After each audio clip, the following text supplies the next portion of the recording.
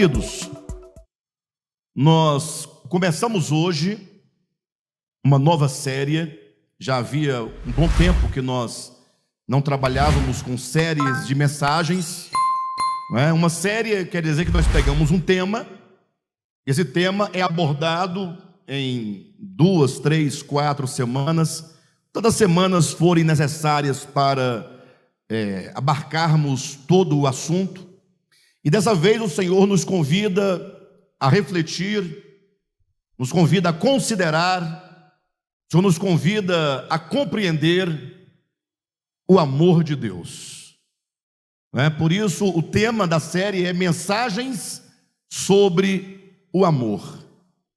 Eu gostaria muito que todos os irmãos não ficassem somente nesta mensagem de introdução desta série, mas que vocês acompanhassem todo o desdobramento desse tema, porque é um tema urgente, não somente necessário, mas sobretudo um tema urgente, haja vista o tempo em que nós vivemos, um tempo de tanta correria, um tempo em que nós buscamos tantas coisas, um tempo de tanta luta, de tanta dor, de tanta angústia, em que não há lugar para o amor.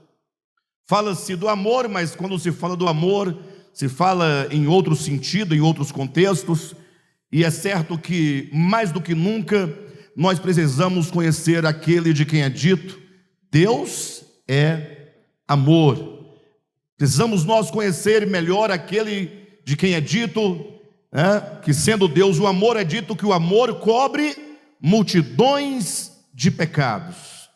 Então, num tempo difícil em que nós estamos vivendo, não há nenhum outro lugar em que nos ancorar, em que nos sustentar, em que nos esconder, senão a sombra do amor de Deus. Então todos vocês são convidados a pensarem conosco esse tema, a refletirem conosco. Hoje apenas uma mensagem breve, uma mensagem geral, uma mensagem de introdução.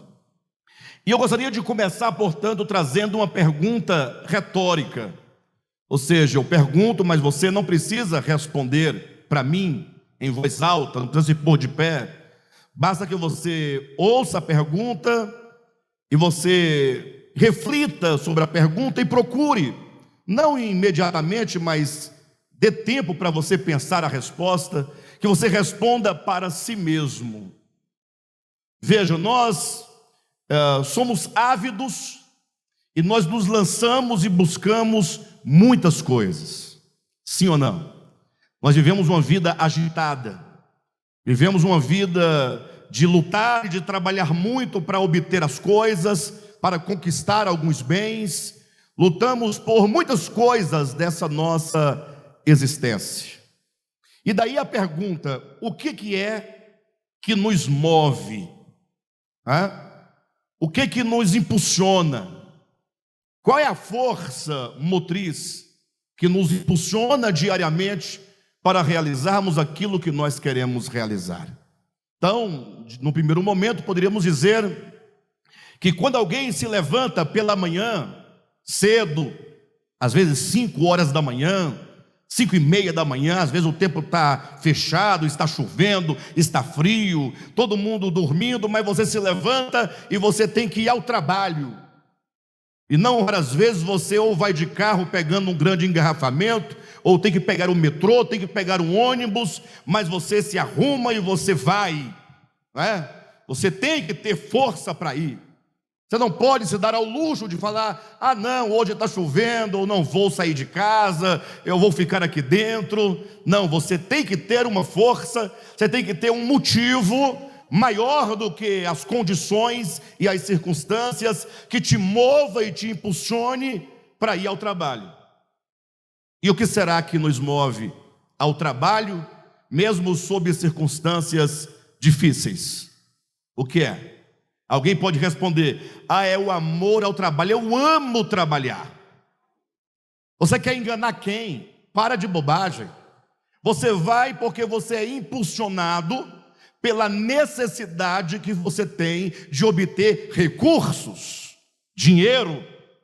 É o dinheiro que está comandando O dinheiro, nesse sentido, é a mola propulsora que te impulsiona da cama, que te levanta da cama, que te obriga a agir e a ir ao trabalho.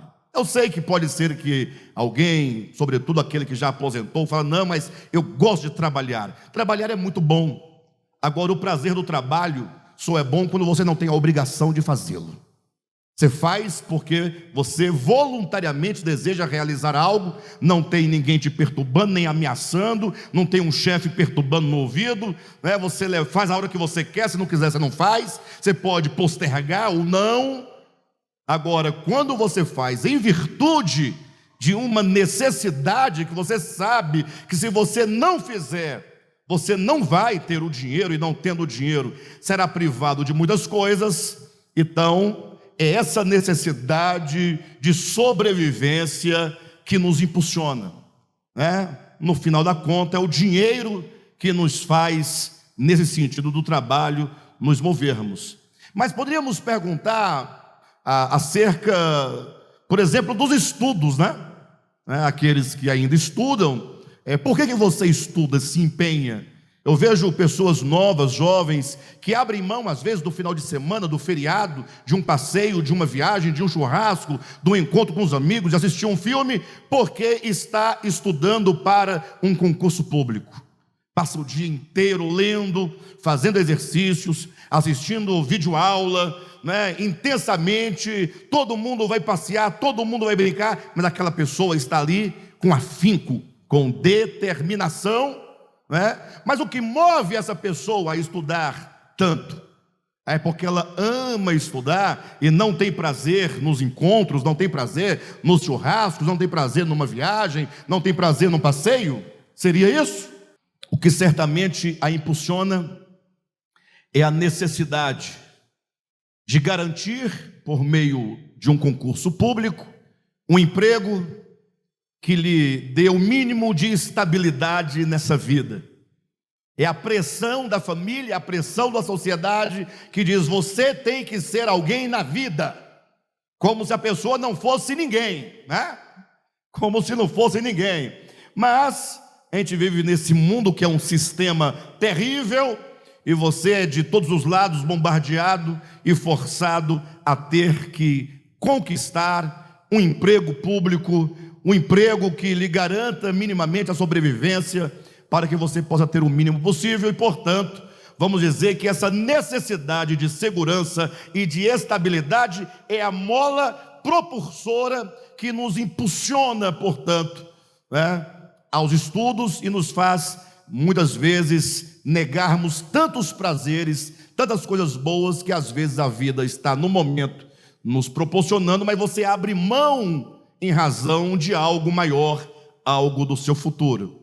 E aqui nós poderíamos colocar dezenas de exemplos como estes, e nós saberíamos exatamente apontar qual é a motivação, o porquê, a força, o que nos impulsiona a fazer o que fazemos, né? Seja no trabalho, seja no estudo, seja em qualquer outra área da nossa vida. Mas o que nos interessa nessa noite não é o trabalho secular, e tampouco a escola ou o trabalho, né, secular. O que nos interessa nessa noite é falar sobre a vida espiritual.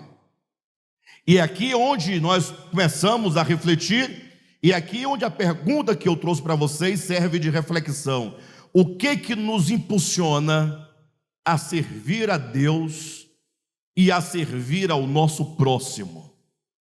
Essa é uma pergunta que nós precisamos urgentemente colocar diante de nós. Por que precisamos colocar essa pergunta diante de nós? Porque, do contrário, vai acontecer que nós vamos vivendo uma vida cristã sem muito ânimo, sem propósito, uma vida cristã morna, como diria Jesus em Apocalipse capítulo 3, sobre aqueles, né, que diz que porque vocês são mornos, estou a ponto de vomitar-te da minha boca, ou vomitá-los da minha boca. Nesse caso, nós colocamos diante de nós essa indagação: o que deveria nos mover ao serviço cristão, à vida cristã prática, a servir ao Senhor, a servir os irmãos, a servir o próximo. E agora nós entramos aqui num terreno um tanto problemático, uma vez que, infelizmente, nós vamos encontrar uma série de liquidações em muitas das igrejas evangélicas, dando alguma razão para você servir a Deus. Eles dizem: olha, se você servir a Deus, se você realizar isso ou aquilo outro para Deus, Deus vai te abençoar. Quem já ouviu isso aqui? Deus vai te abençoar com uma casa própria, Ele vai te abençoar com um carro novo, Ele vai te abençoar com um emprego, Ele vai te abençoar com um casamento, Ele vai te abençoar com um corpo sadio. Você não vai sofrer, você não vai ter problemas, você não vai ter dificuldade, porque Deus vai te dar tudo do bom e do melhor. E aí multidões são arrastadas por essas liquidações da fé, de maneira então que agora o que as impulsiona, o que faz com que os templos estejam lotados e cheios, é exatamente talvez a mesma motivação e a mesma razão daquilo que dissemos agora sobre o trabalho secular, sobre o estudo secular, né? E enfim, ou seja, não raras vezes as pessoas são motivadas por questões terrenas, são motivadas a servirem, né, entre aspas, a Deus, em razão de uma troca. Ou seja, o que Deus pode me dar para que eu possa servi-lo? Agora imaginem vocês que há ainda aqueles que supostamente servem ao Senhor e supostamente estariam a servir também ao seu próximo, com medo do inferno, com medo do demônio, com medo da pena eterna, e também na troca e no desejo de morar depois da sua morte numa mansão de ouro. Ora, eu quero dizer que todas essas razões são razões profanas, e elas não são suficientes para conduzir nenhuma pessoa a um serviço a Deus genuíno do coração. Ou seja, o que nós precisamos, e esse é o nosso grande desafio, é resgatar o verdadeiro sentimento, a verdadeira motivação, a verdadeira força para servir a Deus, que nos dias de hoje está extinto. E certamente aquilo que deve nos inspirar, aquilo que deve nos impulsionar, aquilo que deve ser a força propulsora dentro de nós, que nos leva a servir a Deus, deve ser o reconhecimento, ou que seja o conhecimento e o reconhecimento do amor de Deus por nós. O texto que nós lemos aqui no início dessa reunião, se vocês quiserem abrir, 2 Coríntios, no capítulo 5, a partir do versículo 14, diz assim no versículo 14: pois o amor de Cristo nos constrange. Ora, veja só as palavras do apóstolo Paulo. Certamente Paulo aqui dizia com verdade, dizia de coração, com a consciência correta diante de Deus. Ele diz: o amor de Cristo nos constrange. Ou seja, aquilo que nos constrange, aquilo que nos impulsiona, aquilo que nos atrai, aquilo que nos leva, aquilo que a força dentro de nós que nos leva ao serviço a Deus é o amor de Cristo. Paulo coloca tão somente o amor de Cristo como sendo a razão. Ele diz: pois o amor de Cristo nos constrange, julgando nós isto: um morreu por todos, logo todos morreram. E ele morreu por todos para que os que vivem não vivam mais para si mesmos, mas para aquele por eles morreu e ressuscitou. Assim que nós, daqui por diante, a ninguém conhecemos segundo a carne. E se antes conhecemos a Cristo segundo a carne, já agora não o conhecemos deste modo. E assim, se alguém está em Cristo, é nova criatura, as coisas antigas passaram, e eis que tudo se fez novo. Então, essas palavras de Paulo, elas refletem exatamente a sua motivação. E a motivação, de acordo com o contexto, dos demais apóstolos, dos cooperadores, daqueles que estavam empenhados na obra de Deus, na causa de Deus. A segunda epístola de Paulo aos Coríntios é uma carta, poderíamos dizer, quase que como que uma autobiografia do apóstolo Paulo, porque nessa carta ele fala muito de si mesmo. Ele fala dos seus sofrimentos, das suas angústias, do seu trabalho apostólico, daquilo que ele estava realizando, dos seus sofrimentos. E neste momento, portanto, ele está dizendo: ora, aquilo que nos constrange a continuar a servir a Deus, a despeito de todo o sofrimento, de toda dificuldade, de toda angústia, é o amor de Cristo. Quando nós julgamos, quando nós consideramos, quando nós entendemos que Cristo morreu, que um só morreu por todos, ora, esse amor deve ser suficiente para nos atrair, não é? Se nós conseguirmos contemplar esse amor de Deus, esse amor vai certamente nos impulsionar a servi-lo. Por isso que Paulo vai dizer: sabendo disto, que um só morreu por todos, para que aqueles que vivem não vivam mais para si mesmos, mas vivam para aquele, né, que por eles morreu. Então esta deve ser a resposta que cada um deve dar diante de Deus, dar a resposta para si mesmo. Qual é a motivação do meu serviço a Deus?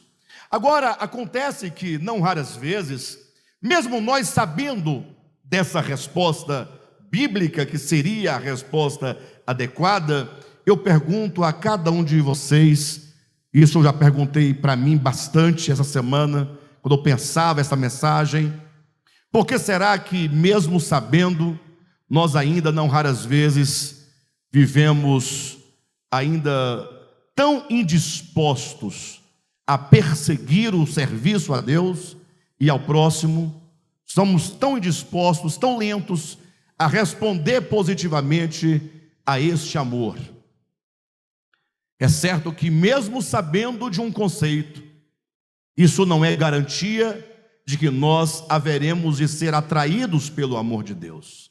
Isso porque é preciso que haja não somente o conhecimento, mas que haja revelação.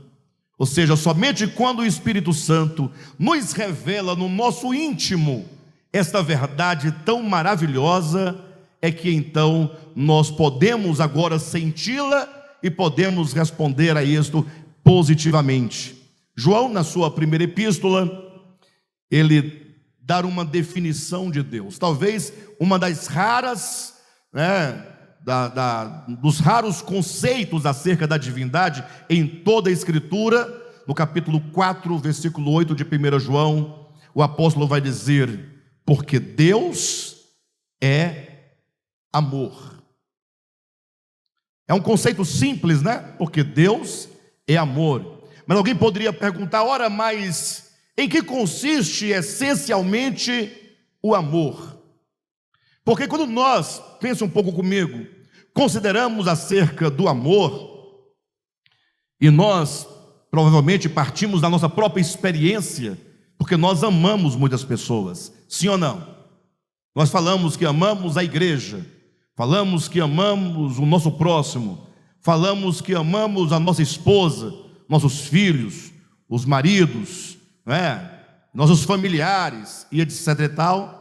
Mas veja que esse amor que nós julgamos enquanto seres humanos, nós julgamos ter uns pelos outros.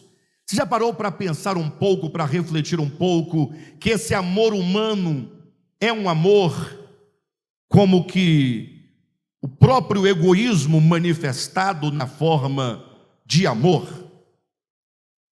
Alguém pode pensar: mas como pode ser essa ideia de que o amor seria uma forma de egoísmo? Ora, é porque nós amamos até certo ponto. Nós amamos até um certo limite. E que limite é esse que define a extensão do nosso amor?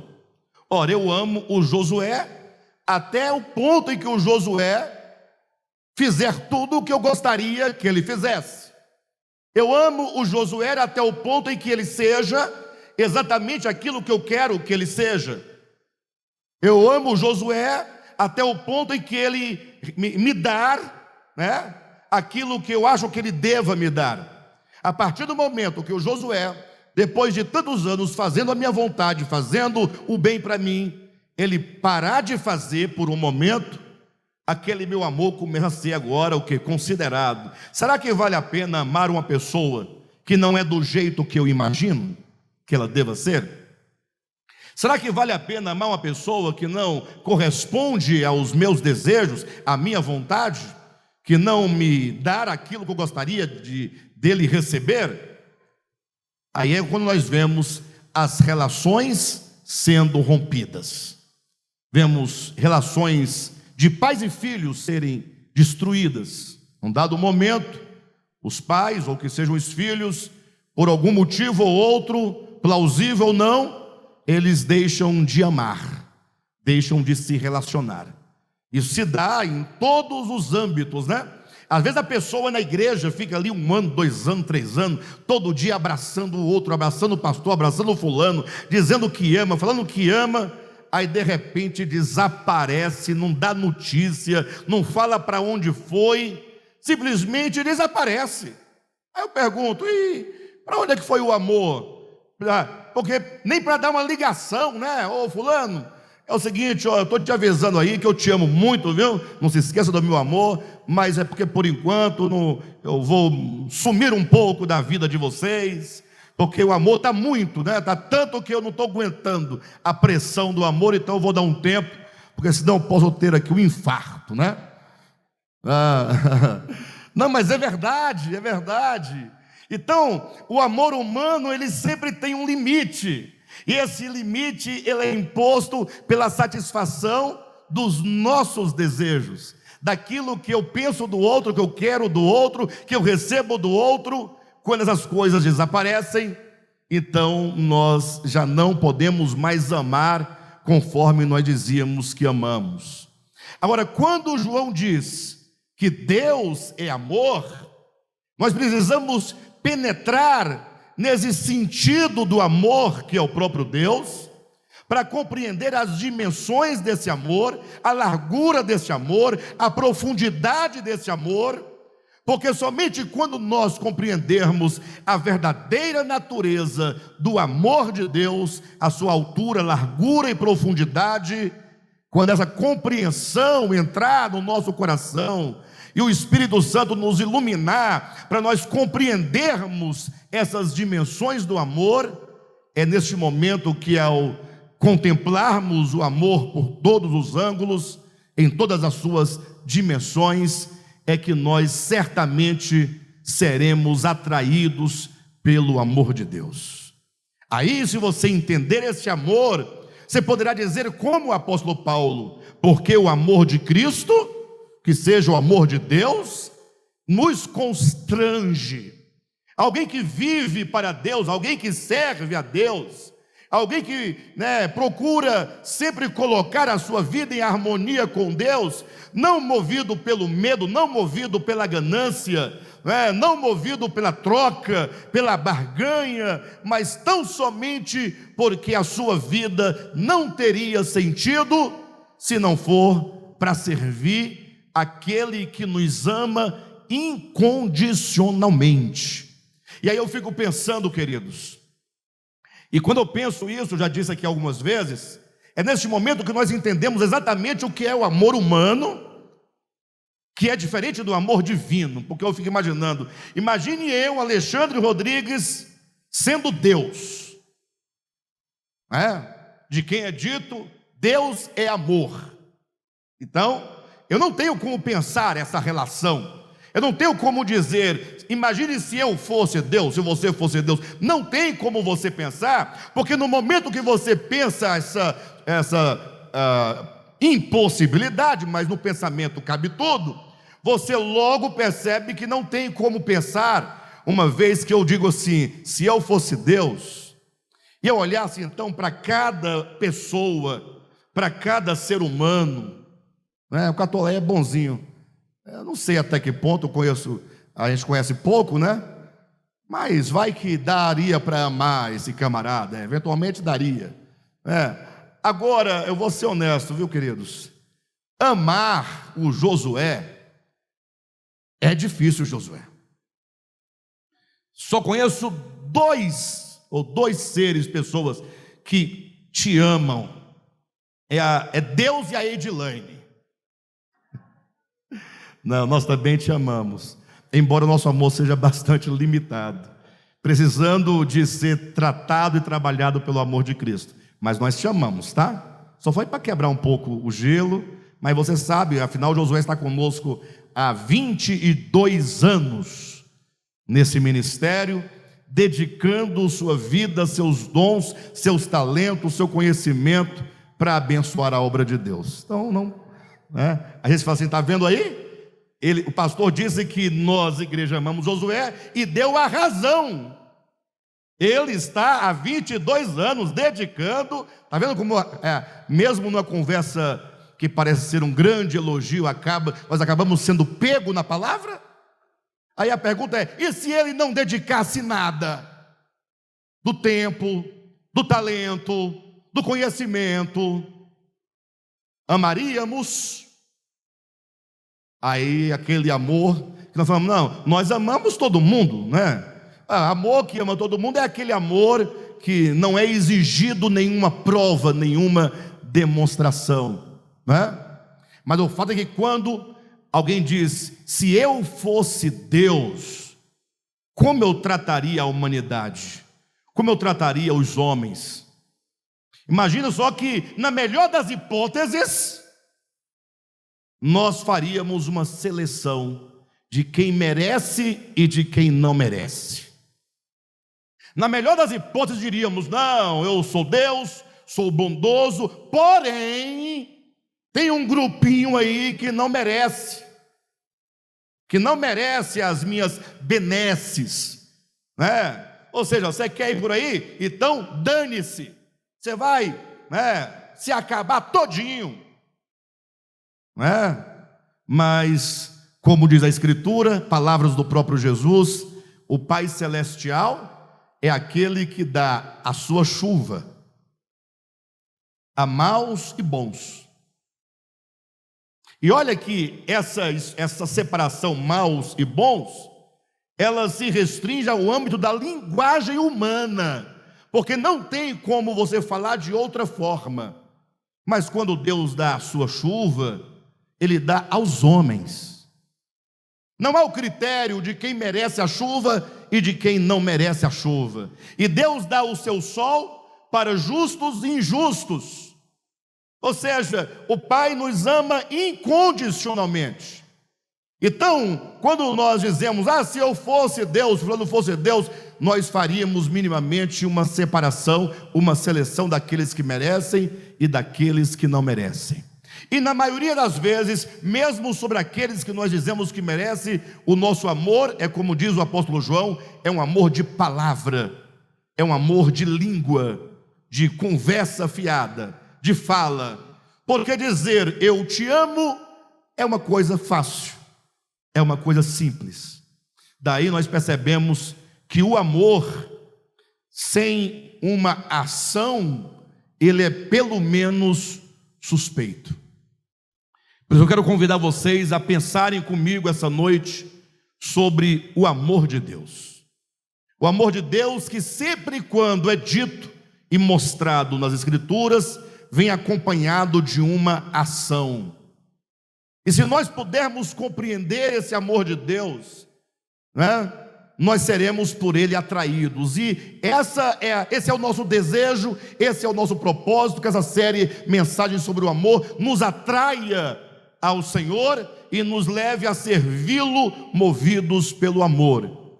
E talvez o primeiro ponto que nós poderíamos aqui considerar sobre o amor de Deus é o que está em Efésios capítulo 1, versículo 4, quando o apóstolo Paulo, falando sobre a igreja do Senhor Jesus Cristo, E olha que nós estamos falando aqui de um grupo bastante específico, porque ele se refere àqueles a quem o Senhor elegeu, movido pelo amor, não é? Assim como, diz o texto, nos escolheu nele, antes da fundação do mundo, para sermos santos e irrepreensíveis perante ele, e em amor nos predestinou para ele, para a adoção de filhos por meio de Jesus Cristo, segundo o beneplácito de sua vontade. Então olha essas palavras do apóstolo Paulo, que Deus nos escolheu e nos predestinou em amor. Ou seja, imagine que antes da fundação do mundo, essa é a revelação das Escrituras, numa linguagem completamente humana para nós podermos compreender, Deus, ele já nos conhecia, já sabia da existência de todos nós, afinal Deus é onisciente, sim ou não? Deus não está preso a tempo, e portanto é dito que ele, simplesmente nós não existíamos no plano da existência, mas Deus nos amou eletivamente. Para entendermos a questão desse amor eletivo de Deus, em Efésios capítulo 5, o apóstolo Paulo, ele compara esse amor divino da eleição com o amor de um homem para com uma mulher. Então veja, imagine vocês que há muitas mulheres no mundo, sim ou não? Assim como há muitos homens no mundo. Mas quando uma moça, ela quer se casar, ou quando um rapaz deseja se casar, ele agora está diante de uma tarefa muito difícil, porque ele vai ter que se casar com uma pessoa, e ele vai ter que escolher alguém. E qual é o critério que se vai usar? Um critério que seja seguro, o critério da escolha. Aí muitos se arrebentam no casamento, porque assumem critérios completamente carnais. Pessoas que dizem, eu só me caso se for com um rapaz de no mínimo 1,75 m de altura, que tenha cabelos, obviamente, que não tenha barriga, que tenha a barriga tanquinho, um camarada que já tem alguma condição financeira, e vai colocando lá, né, os seus critérios humanos, terrenos, carnais, socialmente e politicamente lógicos, que ninguém vai dizer, eu vou me casar, eu quero um camarada com 1,40 m de altura, careca. Ninguém vai fazer isso assim por conta própria, né? Por conta própria não vai fazer, né? Mas a sociedade vai nos apertando de tal modo que nós somos tentados a escolher para nós uma pessoa que possa ali conter o mínimo, né, de características exigidas pela nossa mente, não pelo nosso coração. Mas eventualmente alguém foge desse padrão social, no sentido de que alguém fala assim, ô fulano, como é que você se casou com aquela pessoa? Não é que você estava com a sua cabeça?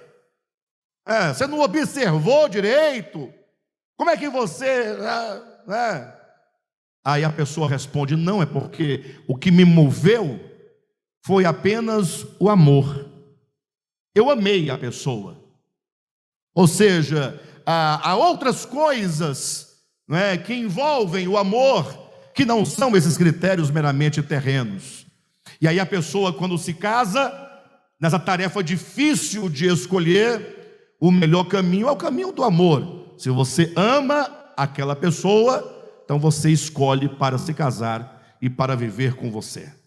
Só que muitos não vão entender a razão, né? Porque nós queremos encontrar uma explicação para o casal que seja explicável no âmbito dos números, né? No âmbito da imagem, no âmbito da aparência, né? Então Paulo, quando fala desse amor eletivo de Deus, fala, olha, Deus nos elegeu por amor. nos elegeu para sermos noiva de Cristo, nos elegeu para ser igreja de Jesus Cristo. Aí eu pergunto, o que Deus viu em mim, Alexandre, para me amar, a ponto de me escolher para si, e de me predestinar para si, antes que eu existisse, sabendo Ele de todos os meus erros, de todos os meus defeitos, de todas as minhas falhas? Olha para a sua própria vida e para a sua própria experiência e se pergunte a si mesmo, o que Deus viu em mim para me escolher, para compor a sua noiva, para formar o seu corpo? O que Deus viu em nós? Está lá em Romanos capítulo 8, versículo 29, quando Paulo, mesmo Paulo, ele continua dizendo que aqueles a quem Deus amou eletivamente, a nossa Bíblia em língua portuguesa, diz aqueles que de antemão conheceu. Essa palavra conheceu, gnosco, a palavra grega, ela quer dizer aqueles a quem Deus amou eletivamente, a estes também predestinou para serem conformes à imagem de seu Filho. Ora, quando você considera esse amor divino, e Ele não desiste de nós, hein? Porque nós, seres humanos, também temos essa dificuldade, né? Nós amamos a pessoa, mas daqui a pouco estamos desistindo. Quando é que nós desistimos? Quando é que o amor começa a se estremecer? Quando começamos a nos deparar com uma série de situações que falam, não é isso que eu quero para mim. Sim ou não, pessoal? Mas Deus, antes de haver mundo, Ele te escolheu para si. Mesmo sabendo sobre você, você não tinha ainda praticado nem o bem nem o mal, mas Deus sabia de todo o bem ou de todo o mal que você haveria de praticar. Mas não é baseado no bem ou no mal que Ele nos escolheu, mas nos escolheu porque Ele nos amou. E ainda assim, sabendo de tudo, Ele te escolhe.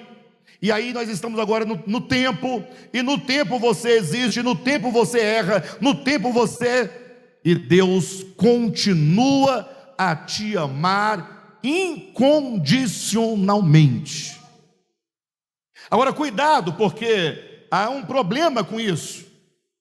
Porque quando nós dizemos assim, olha, Deus nos amou eletivamente, Deus nos escolheu para si, incondicionalmente, e Deus, mesmo sabendo antes de tudo que nós éramos e faríamos, e mesmo agora nós fazendo tanto de coisas que fazemos, e não sendo o que nós deveríamos ser, Deus continua a nos amar, e Ele não desiste de nós.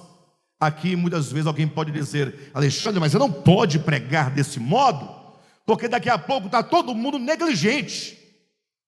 Porque dane-se, Deus me ama como eu sou, e se eu continuar sendo assim, fazendo desse jeito, Deus continuará a me amar. Continuará? Sim ou não? Ele continuará. Ele nunca deixará de amar você. Agora, quando a pessoa diz, porque Deus me ama incondicionalmente e independente de qualquer situação ou de qualquer coisa, e essa pessoa se torna negligente, ela está exatamente indo no caminho contrário ao que Paulo disse, que o amor de Cristo me constrange. Imagine só quanta maldade de um coração. Fala assim, eu vou agora maltratar aquele que me ama incondicionalmente. Eu estou seguro de que seu amor é eterno. Eu estou seguro de que Ele não desistirá de mim e, portanto, eu vou feri-lo.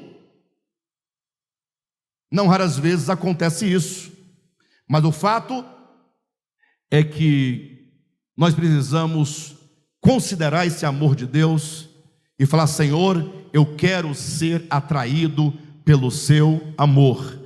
Esse amor deve nos constranger, não a nos afastar, mas pelo contrário, a nos aproximar mais e mais de Deus. Então a Escritura coloca nesse primeiro plano todos aqueles a quem Deus amou eletivamente para fazerem parte da sua igreja. A igreja do Senhor, entenda a igreja, não denominação, entenda a igreja, não instituição, não, mas igreja é o corpo místico de Cristo, que até hoje nós não sabemos exatamente quem é. Olha, não sabemos? Eu pensava que aqui era a igreja. Não, aqui é um lugar em que nós, que nos entendemos como igreja, nos reunimos. Quem está me entendendo? Mas pode ter uma pancada aqui dentro que não faz parte da igreja absolutamente, ou não?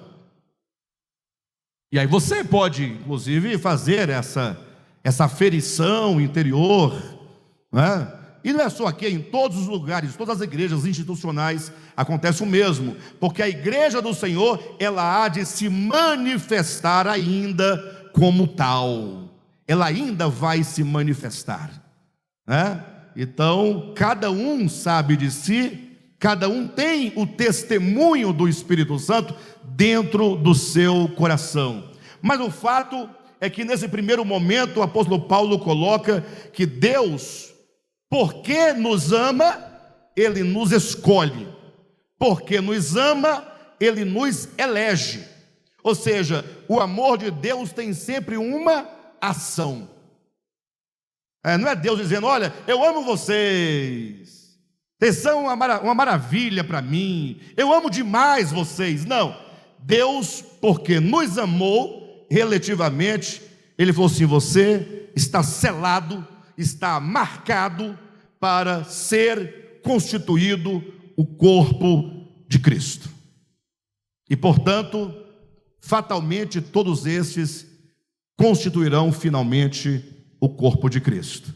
Alguém poderia dizer assim, mas espera aí, se Deus ama alguns porque Ele escolheu, e a escolha só faz sentido se alguém ficar de fora, sim ou não? A escolha, eu escolho todos, então você não escolhe todos, você tem a todos, né? Agora a escolha sempre vai trazer a ideia, né, de um em detrimento de outro. Então a igreja é apenas um grupo seleto de pessoas coligidas, cortadas da terra, de todos os habitantes da terra, para pertencer exclusivamente a Jesus Cristo.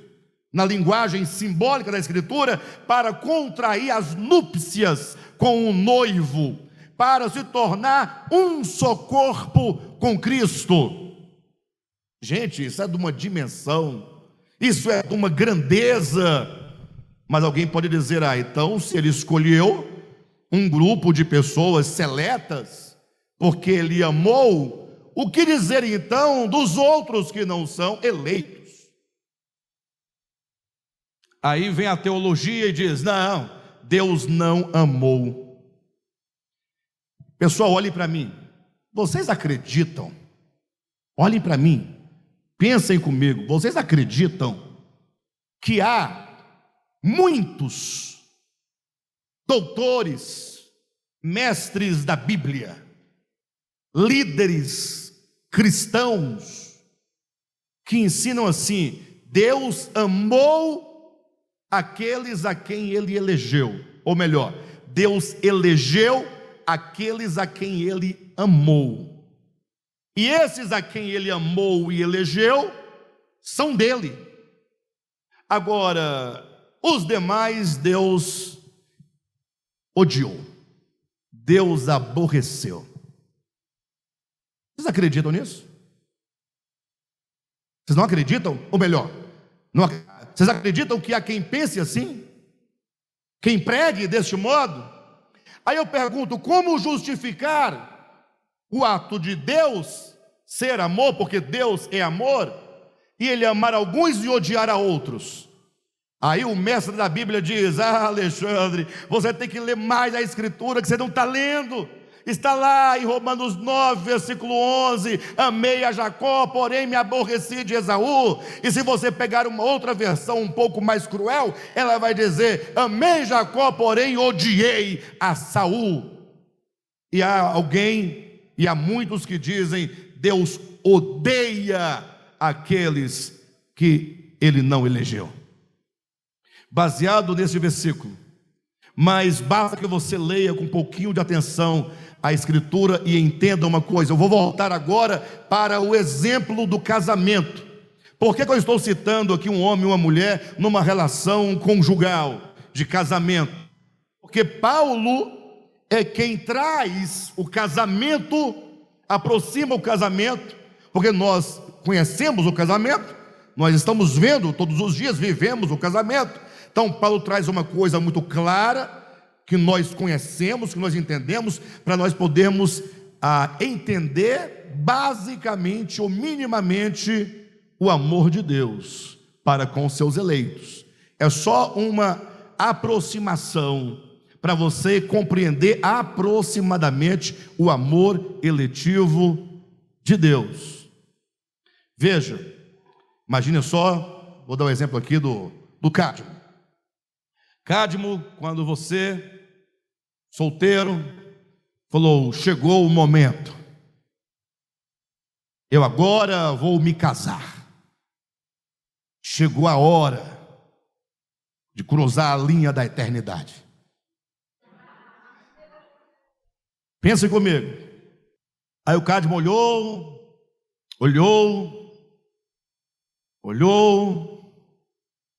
não acontecia nada.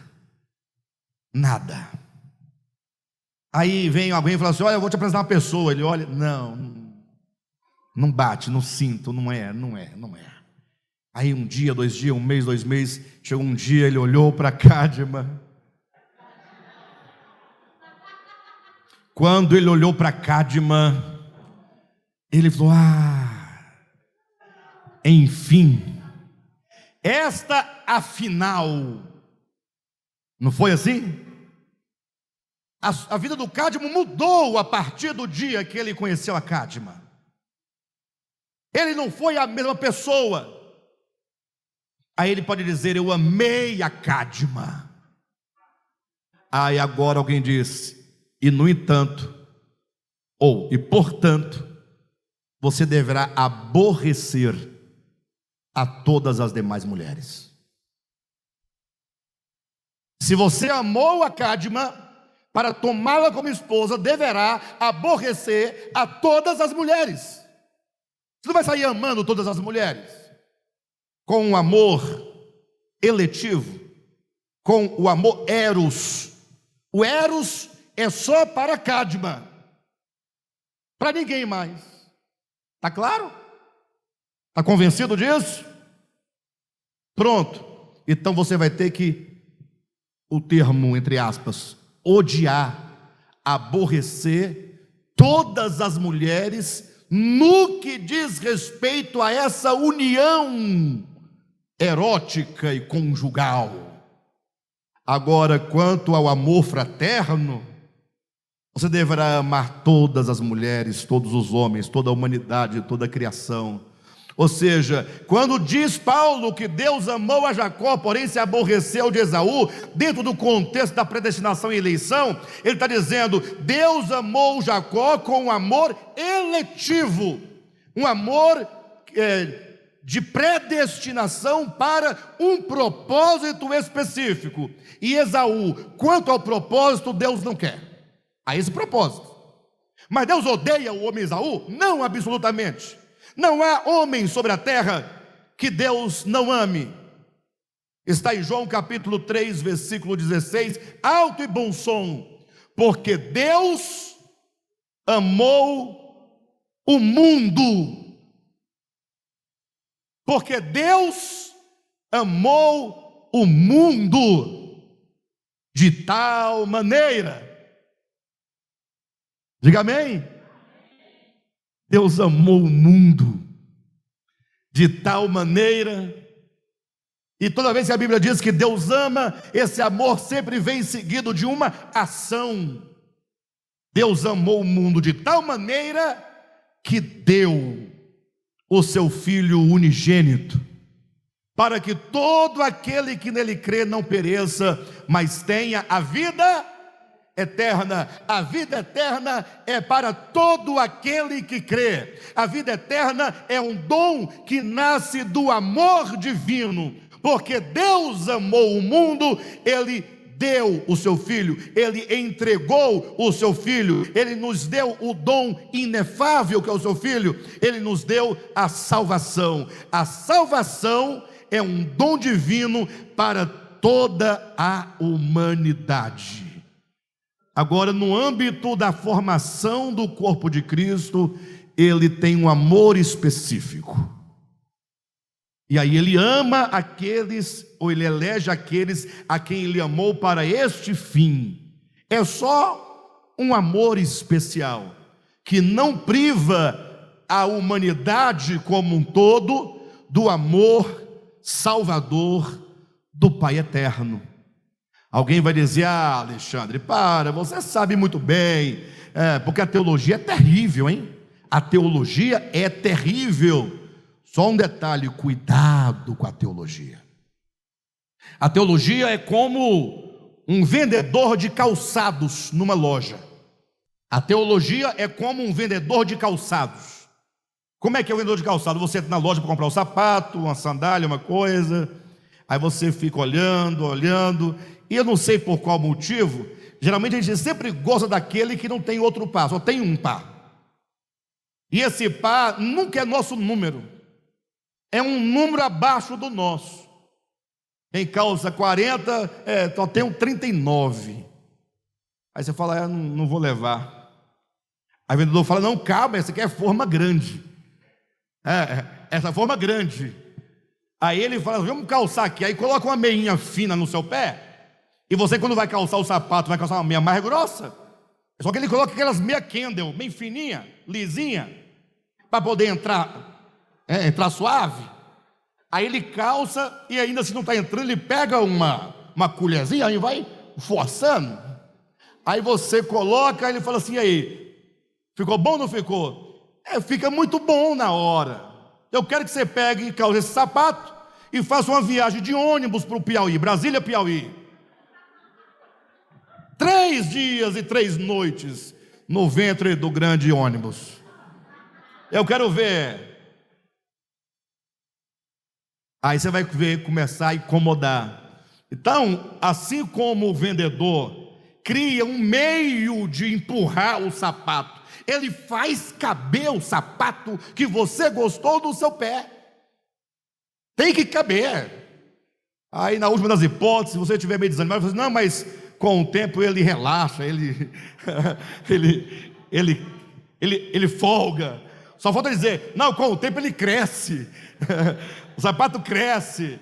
Aí você, tonto, vai e compra e leva o sapato, e depois você vai saber o que vai acontecer. Então, por que a teologia é como um vendedor de calçados? Porque ela vai ajustar o texto de um modo para caber naquilo que ele entende e quer que seja. Porque Deus amou o mundo de tal maneira, não, esse mundo aqui não quer dizer todo mundo, quer dizer todo mundo, e ainda mais, ele amou o mundo, mas no final é todo aquele que crê. Então, ele amou todo mundo, mas nem todo mundo vai crer. No final vai ser salvo só os que creem. E aí começa. Aí a pessoa não tem muito preparo, não tem experiência, acaba caindo nessa cilada. Mas se você tem dúvida, leia um texto da Bíblia comigo. Abra sua Bíblia em 1 João, capítulo 2. Se você tem dúvida, leia comigo. E ele, está na sua Bíblia, e ele, versículo 2, e ele. Para você saber quem é esse ele, basta recorrer às últimas palavras do versículo 1, quando fala Jesus Cristo, o justo. E ele, referindo-se a Jesus Cristo, o justo. E ele, Jesus Cristo, o justo, é a propiciação pelos nossos pecados. Diga amém. Que maravilha, você sente satisfação? Deus, Jesus Cristo, o justo, é a propiciação pelos nossos pecados. Diga amém. Pelos pecados nossos, da igreja, portanto dos eleitos. Não, é assim, E ele é a propiciação pelos nossos pecados. Os nossos é João e aquele grupo para o qual ele fala. João está dizendo para a igreja: Jesus é a propiciação pelos nossos pecados, pelos pecados da igreja, dos eleitos. Sim, mas não é possível, é. Aí os irmãos vão dizer assim: mas essa pegadinha, tem hora que é de um jeito, tem hora que não é de... Não, está lá, ó. Diga assim: e ele é a propiciação. Eu conto com vocês, ajuda aí. E ele é a propiciação pelos nossos pecados. Aleluia. Calma, vocês não se alegram com isso? Não, até aí. Eu vou ler o restante, mas isso é muito bom. Isso é muito bom que vocês falem. Lê o restante, pastor. Eu vou ler, mas é que eu vou por etapa. Bora passo a passo? Hoje não tem pegadinha. Hoje é passo a passo. E ele é a propiciação pelos nossos pecados. Irmãos, não fosse a obra redentora de Jesus Cristo na cruz do Calvário, todos nós estaríamos perdidos. E eu vou dizer algo para vocês, eu não tenho como explanar agora, talvez muitos de vocês nunca tenham ouvido o que eu vou colocar agora, mas na ocasião oportuna eu poderei abordar com maior profundidade. Mas veja, não fosse a obra redentora de Jesus por nós, todos nós estaríamos perdidos. Agora, essa obra redentora é muito mais do que dizem, que ele teria vindo pagar a sua conta, pagar a sua dívida. Na verdade, eu sempre me perguntei isso, e é bom que você também se pergunte. Nós devemos perguntar tudo. Você não pode se dar satisfeito com as respostas de micro-ondas, as respostas prontas, curtas, né? Silogísticas. Não. Você tem que entender, por que para Deus nos salvar, Ele precisou o verbo que é Deus se fazer carne, se fazer homem.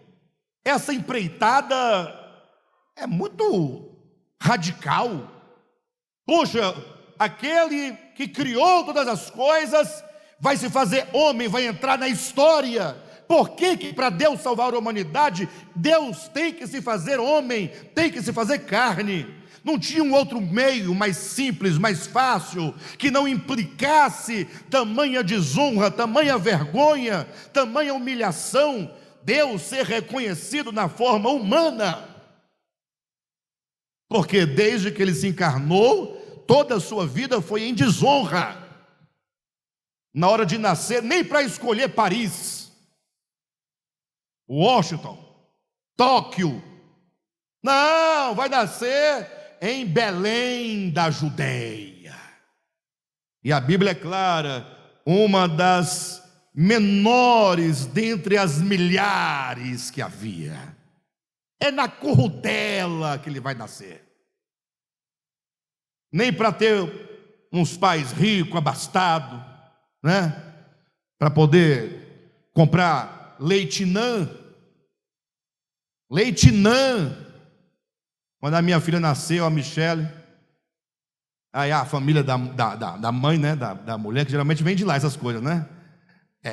Olha, tem que comprar leite para a criança. Falei, vamos comprar agora. Lógico, não é? Na ausência do leite materno, tem que ter o leite. Fui lá, comprei, todo feliz. Vim com leite Itambé. Ótimo, excelente leite Itambé. Quando olharam, não serve. Falei, como é que não serve? Se quando eu era criança não tinha leite de peito e nem de vaca. Não tinha leite nem de saquinho. Eu nunca soube o que é leite ninho. Por que a minha mãe não pode tomar? Tem que ser leite Nã. Eu falei, não, vou comprar o leite Nã. Não sabia nem que era leite Nã. Quando eu vi o preço da lata, meu irmão, leite não. Aí eu cheguei em casa, com leite também, coloquei na mesa, é este leite aqui. Aí eu não.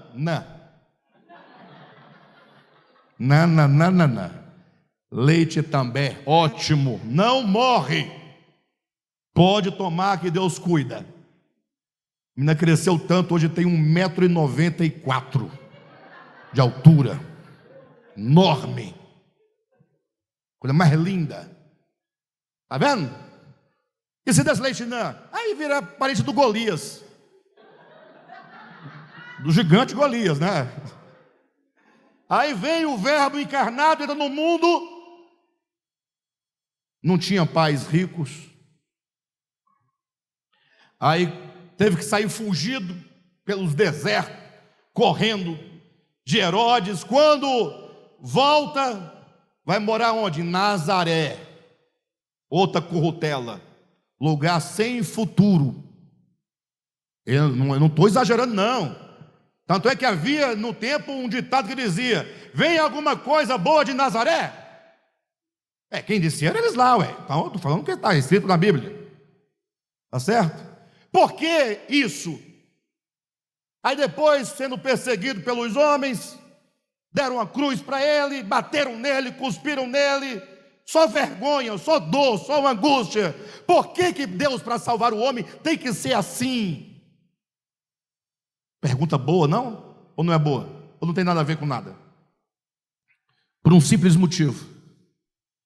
Deus precisava entrar nesse sentido positivo da experiência humana dentro do homem e abrir um caminho na consciência humana.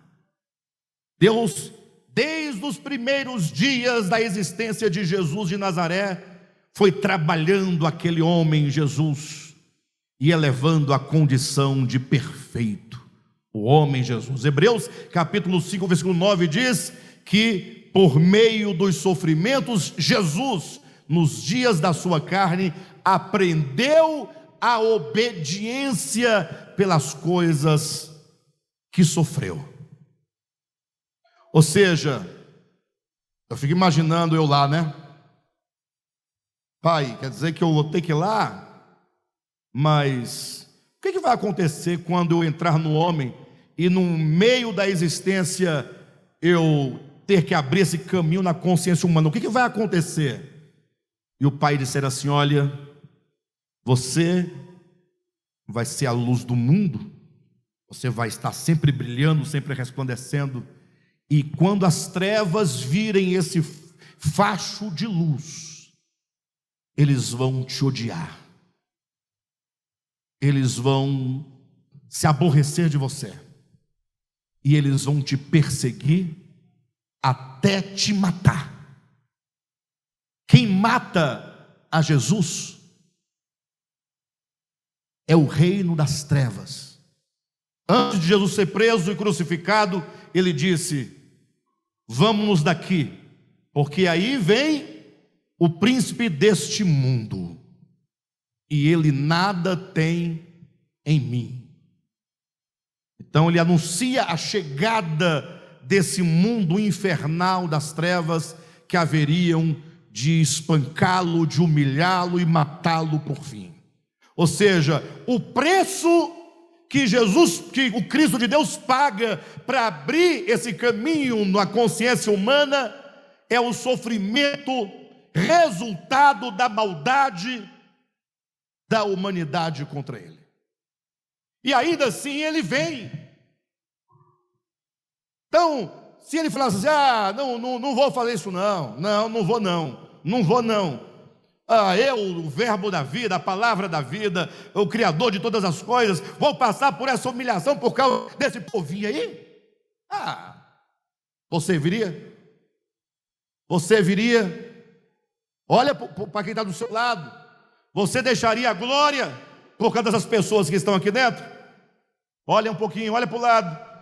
Você olha para a sua mulher, você fala assim: oxe, é lógico que não, você está louco? Você olhar para o marido, fala: misericórdia, nem pensar. Você viria? Por isso que eu disse: se não fosse a obra de redenção de Cristo, movida pelo seu amor, nenhum de nós poderíamos ser salvos. Mas está ali, volta o texto. E ele é a propiciação pelos nossos pecados. Diga amém. Não fosse ele, você não teria esperança. Mas o texto continua dizendo: e não somente pelos nossos próprios. Então, feita bem clara a distinção entre igreja e quem não é igreja. A igreja é eleita. A igreja é a somatória de todos os eleitos e predestinados pelo amor eletivo de Deus. Deus, o Cristo é a propiciação pelos nossos pecados, e não somente pelos nossos próprios, mas também, ou mais ainda, vocês não se alegram, não? Ele é a propiciação pelos nossos pecados, mas não é somente pelos nossos, não, os eleitos, não, tá bom? Fique sabendo, e fique sabendo que Cristo é a propiciação pelos pecados da igreja, os seus eleitos, e também pelos pecados do mundo inteiro. O mundo inteiro está debaixo do amor redentor e salvador de Deus. Aí o crente fala assim: pastor, mas assim não tem graça. Não tem graça. Todo mundo debaixo do amor, pensei que era só nós. Outro vai dizer assim: não, mas Deus amou todo mundo. É verdade. Mas na verdade, é uma forma de dizer. Lembre-se de João 3,16. Deus amou o mundo de tal maneira que deu o seu Filho unigênito. O presente de Deus de salvação, que é entregar o seu Filho unigênito, é porque Ele amou o mundo inteiro. Por isso mesmo João vai dizer que Cristo é a propiciação pelos nossos pecados, e não somente pelos nossos, mas também pelos pecados do mundo inteiro. Todos estão debaixo do mesmo amor redentor. Qual é a vantagem? Vantagem nenhuma. Recai sobre os nossos ombros uma grande responsabilidade em saber: puxa, Deus me elegeu para constituir a noiva de Cristo. Isso é responsabilidade. Porque já imaginou se nós, como noiva de Cristo, não vivermos adequadamente segundo o amor ao noivo, em fidelidade, em respeito, em serviço? Mas alguém vai dizer: Alexandre, mas o bom mesmo é quando nós nos sentimos salvos e somos salvos, mas tem que ter alguém para pagar o pato. Alguém tem que ser condenado. É porque tal pessoa tem um certo senso de justiça própria, de não reconhecimento acerca da natureza da salvação. Por que alguém quer que tenha um queimando no inferno?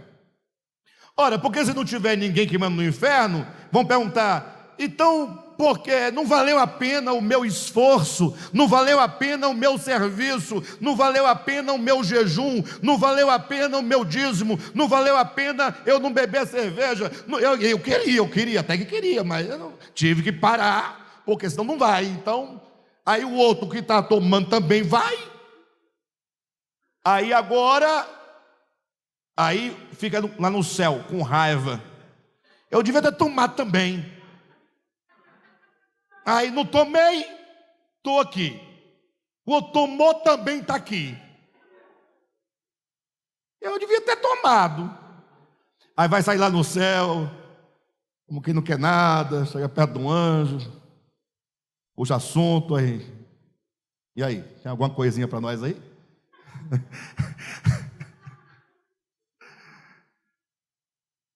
Gente,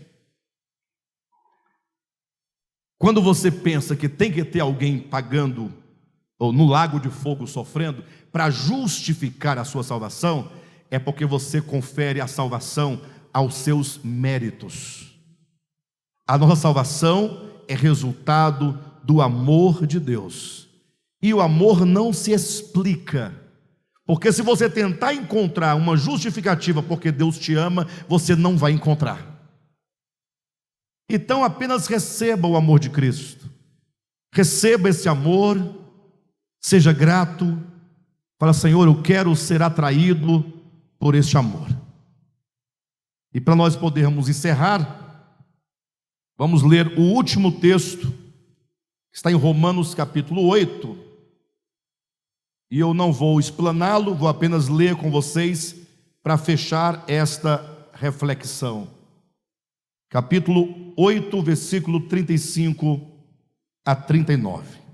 Mas antes de nós lermos, deixe-me apenas trazer uma pequena consideração. Você não vai sair daqui hoje dizendo: então tudo certo, eu estou tocando terror, vou continuar tocando terror e não vai dar nada, que no final vai estar todo mundo lá no mesmo lugarzinho. Não pensa assim não. A série começa hoje. Tem muito chão para frente. Hoje nós mostramos esse amor, rasgado, maravilhoso. E esse amor continuará na mesma dimensão. Perfeito? Restará saber se você receberá este amor ou não. Porque quando você receber esse amor, como está em Romanos 5, o amor de Cristo é derramado no nosso coração, você não terá como viver para si mesmo. Porque exatamente o que nos leva a viver para nós mesmos é o nosso ego. Mas quando o seu coração está totalmente encharcado, permeado, transbordando do amor de Deus, você será atraído por esse amor e você então viverá para aquele que por nós morreu. Fechando capítulo 8 de Romanos, a partir do versículo 35 a 39. Quem nos separará do amor de Cristo? Quem nos separará do amor de Cristo? Talvez do meu amor por Ele, muitas coisas me separam. Mas quem nos separará do amor de Cristo? Será a tribulação? Ou angústia? Ou perseguição? Ou fome? Ou nudez? Ou perigo? Ou espada? Como está escrito: por amor de ti, somos entregues à morte o dia todo, fomos considerados como ovelhas para o matadouro. Em todas essas coisas, porém, somos mais que vencedores por meio daquele que nos amou. Agora eu vou ler e vocês vão repetir comigo: porque eu estou bem certo. Você não está certo, ninguém está certo. Porque eu estou bem certo de que nem a morte, nem a vida, nem os anjos, nem os principados, nem as coisas do presente, nem do porvir, nem os poderes, nem a altura, nem a profundidade, nem qualquer outra criatura poderá separar-nos do amor de Deus que está em Cristo Jesus. Nada poderá nos separar do amor de Deus que está em Cristo Jesus. Nem a vida, Josué, nem a morte, nem principados, nem poderes, nem altura, nem profundidade. Aí na hora, Paulo esqueceu o nome diabo. Aí falou, como é que eu faço? Eu queria incluí-lo, eu esqueci o nome dele. Aí colocou, e nem qualquer outra criatura, diabo, satanás, capiroto, pé de cabra, bicho ruim, nada poderá nos separar do amor de Deus que está em Cristo Jesus. Nada pode nos separar. Nada pode. E o desafio que eu faço para qualquer pessoa, tenha a ousadia de alterar o texto e colocar exceto. Aí você, 3 pontinhos. Não há nada. Não há nada. Nada pode. Esse amor de Cristo por nós, o amor de Deus em Cristo, é fantástico. É maravilhoso. Vamos todos repousar neste amor. Vamos descansar neste amor. Vamos mergulhar neste amor. E nesta série nós vamos conhecer mais e mais este amor de Deus. Amém, queridos? Louvado seja o Senhor.